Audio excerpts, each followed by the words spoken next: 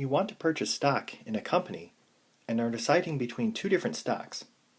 A stock's risk can be associated with the standard deviation of its daily closing prices. You randomly select samples of the daily closing prices for each stock. The results are shown below. Assume the stock closing prices are normally distributed. At alpha equal to 0.05, is there enough evidence to support the claim that stock A is riskier than stock B, meaning stock A has a greater standard deviation and variance than stock B.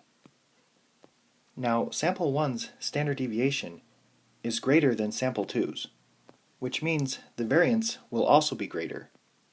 So we're okay with stock A being sample 1. The claim is that sigma 1 squared is greater than sigma 2 squared. And this is the alternative hypothesis. The null hypothesis is that sigma 1 squared is less than or equal to sigma 2 squared. Alpha is 0.05, S1 is 5.7, N1 is 31, S2 is 3.5, and N2 is 30. Notice we did not have to take the square root because they already provided the standard deviation. This is a right-tailed test, and we select 2-sample f-test.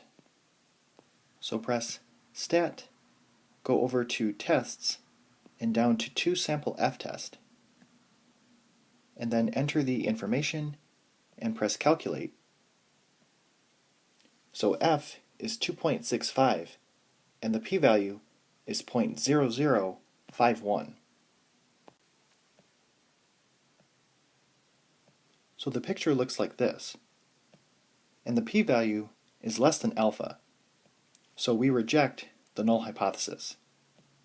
And the conclusion would be, at the 0.05 level of significance, there is enough evidence to conclude that stock A has a greater variance, meaning stock A is riskier.